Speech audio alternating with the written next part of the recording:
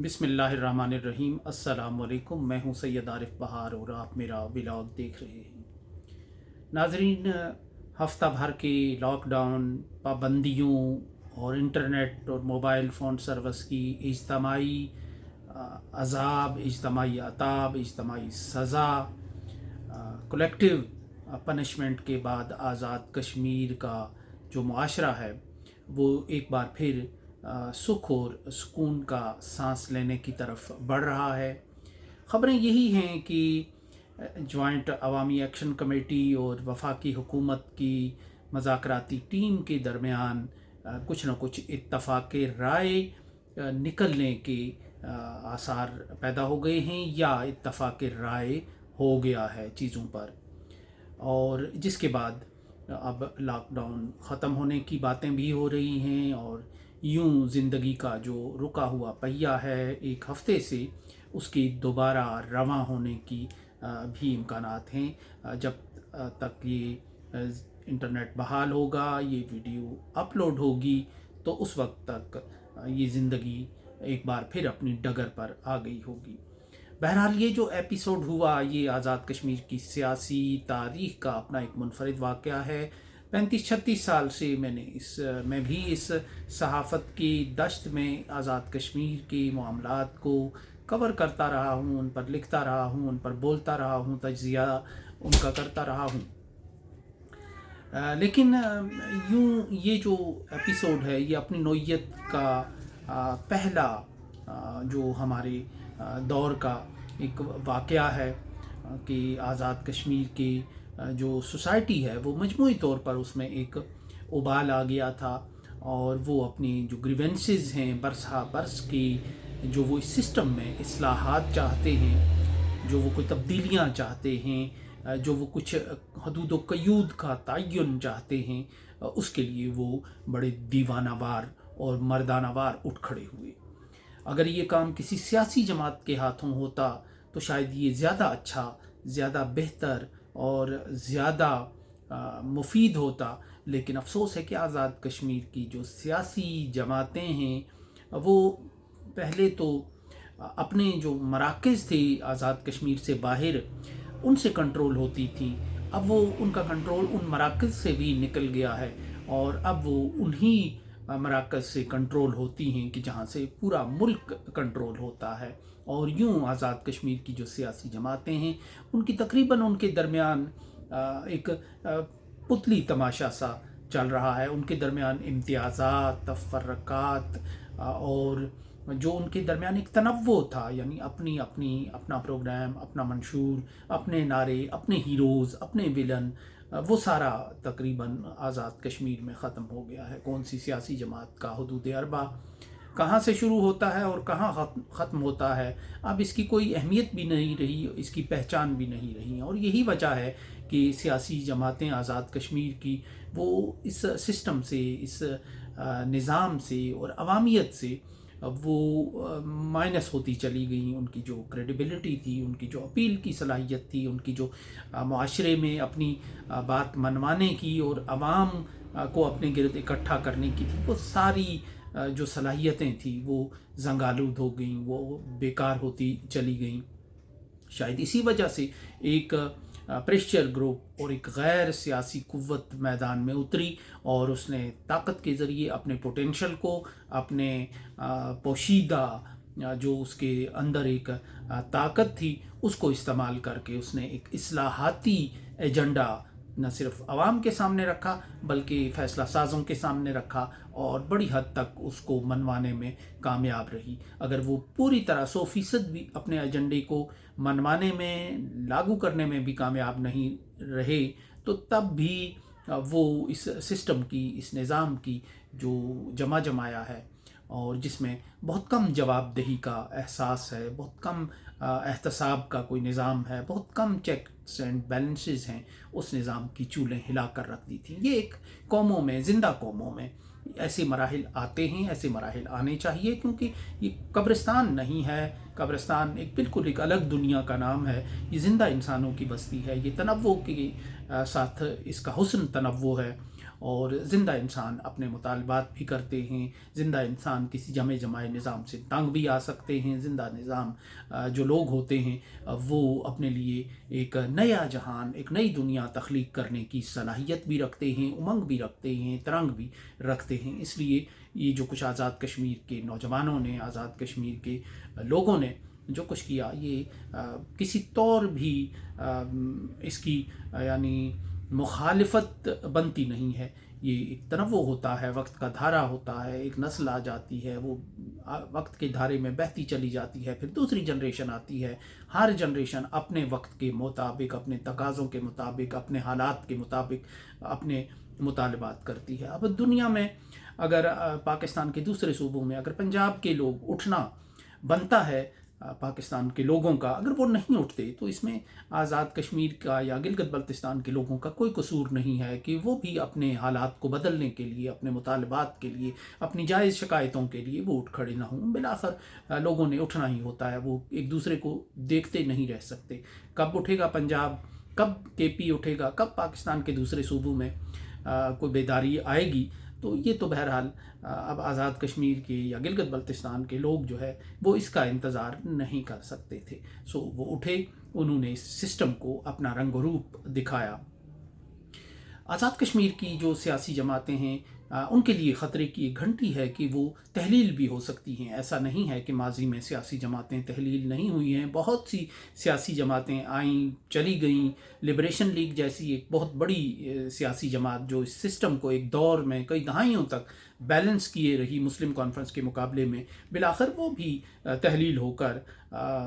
تاریخ کا ایک حصہ بن گئی۔ اب برائے نام ہی اس کا محض ایک لیبل باقی رہ گیا ہے۔ تحریک عمل پارٹی ہماری آنکھوں کے سامنے ہمارے دور طالب علمی میں ابھری۔ جنرل حیات خان ایک اپنی کارکردگی کے لحاظ سے جو ان کی کارکردگی تھی آزاد کشمیر میں تعمیر و ترقی کے حوالے سے، اس کی بنیاد پر وہ سیاست میں اترے، انہوں نے ایک سیاسی جماعت بنائی، اور جو پنچ کا علاقہ ہے، مظفر آباد سے بھی انہوں نے 85 کے الیکشن میں 8 سیٹیں نکالیں، جن میں مظفر آباد بھی شامل تھا اور پنچ کے علاقے بھی شامل تھے۔ لیکن بالآخر ایک دو انتخابات کے بعد چونکہ حیات خان ایک مرنجان مرنج قسم کی شخصیت تھے، شریف النفس آدمی تھے، سیاست کے تقاضوں کو وہ سمجھتے نہیں تھے، تو وہ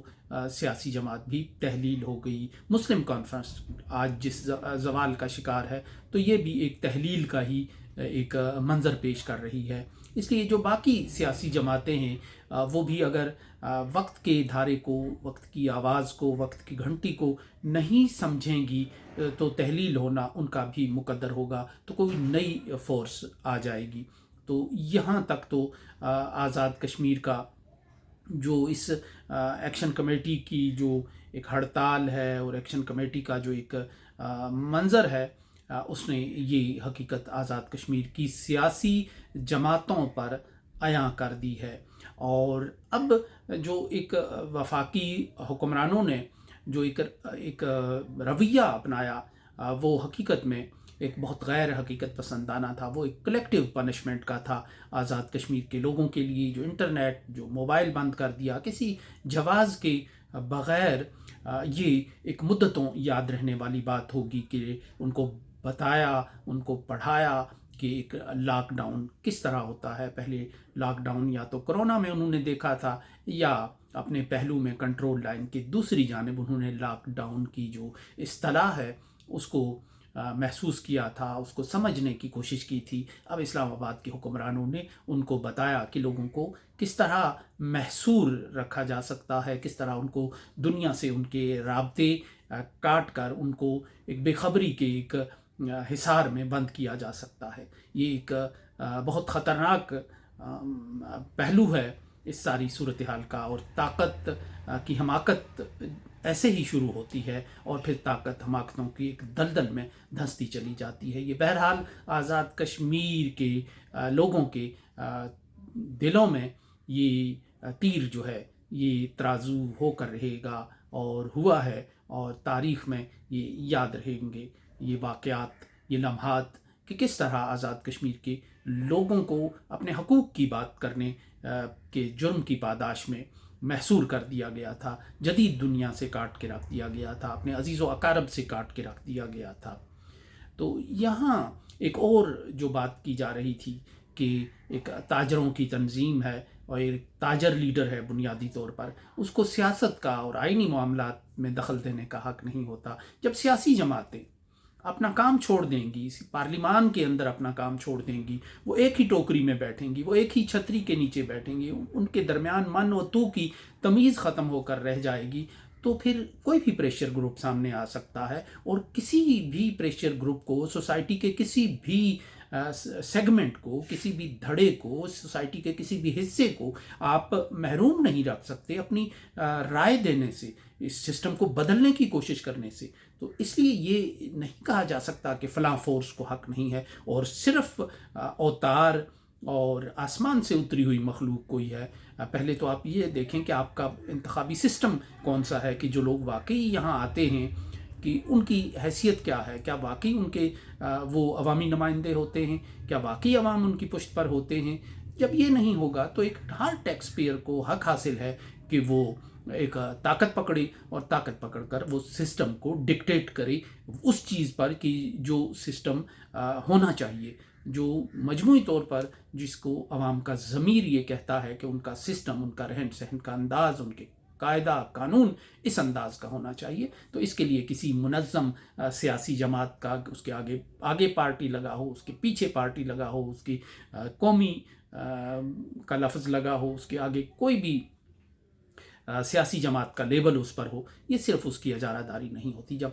پارلیمان اپنا حق صحیح طریقے سے ادا نہیں کرے گی. پاکستان میں کیا ہوا تھا؟ پاکستان میں جو میثاق جمہوریت ہے، بنیادی طور پر وہ بین الاقوامی قوتوں نے اور MI6 کا کہا جاتا ہے کہ ان لوگوں نے ایک کروایا ان دو جماعتوں کے درمیان کہ جو ایک دوسرے کی اپوزیشن تھی، یعنی جو ایک دوسرے کی مخالفت سے عوامی حمایت کشید کرتی تھیں، طاقت حاصل کرتی تھیں، اور وہی جماعتیں جب مل گئیں اور مل بانٹ کر حکومت چلانے کے اصول پر متفق ہو گئیں، احتساب کا، انتخاب کا اور جواب دہی کا انہوں نے اپنا رول ہے وہ چھوڑ دیا، تو اس کے نتیجے میں ایک خلا پیدا ہوا تھا. یہی عمران خان صاحب کے جو عروج کا پہلا قدم یہ تھا کہ جو دو قوتیں بظاہر متحارب نظر آ رہی تھیں برس ہا برس سے، وہ دو قوتیں ایک ٹوکری میں، ایک چھتری تلے، ایک خانے میں بیٹھ گئی تھیں، جس سے ایک طاقت کا خلا پیدا ہوا تھا. اس خلا کو عمران خان صاحب نے پر کیا. کاریگروں نے وہی کام آزاد کشمیر میں کر دیا تھا. تمام سیاسی جماعتوں کو ایک ملغوبہ سا بنا کر، تمام سیاسی جماعتوں کو، پہلے بلوچستان کی جو باپ پارٹی کا رونا روتے تھے، آزاد کشمیر کا بھی ایک سیاسی جماعتوں کو باپ پارٹی بنا کے، اور اس میں بھی ایک باپ پارٹیوں کی ایک حکومت بنا کے ایک خلا پیدا کیا گیا تھا. ظاہر ہے یہاں کسی سیاسی جماعت میں اتنی طاقت نہیں تھی، اتنی اس میں حوصلہ نہیں تھا، اس میں کیپیسٹی نہیں تھی دوسری جو اقتدار سے باہر سیاسی جماعتیں ہوں کہ وہ اس سسٹم کے اس خلا کو پر کرتی. سو بالآخر ایک غیر سیاسی قوت جو تھی اس نے اس خلا کو پر کیا. نہ صرف پر کیا بلکہ ایک پریشر گروپ کے طور پر اس نے اپنے مطالبات کو منوانے کے لیے نظام کو، خاصا آسمان سے اڑتے ہوئے نظام کو زمین پر لا کر اس کے ساتھ مذاکرات کیے. تو یہ اور بہت سی چیزیں اس احتجاج کی اور اس فیز کی کھلتی چلی جائیں گی، ان پر بحث بھی ہوتی رہے گی، ان پر بات بھی ہوتی رہے گی. سر دست اتنا ہی کہ یہ آزاد کشمیر کی جو پولیٹیکل ڈائنامکس ہیں اور آنے والی جو تاریخ ہے اس پر یہ دور، یہ فیز، یہ لاک ڈاؤن کا جو زمانہ ہے وہ کس طرح اثر انداز ہوگا، یہی چند سطور گزارش کرنا مقصد تھا. آنے والے دنوں میں ہم اس کی مختلف جہات پر اپنی فہم کے مطابق، اپنی سوچ کے مطابق روشنی ڈالتے رہیں گے. سو اس کے ساتھ ہی اجازت دیجیے. اللہ نگہبان.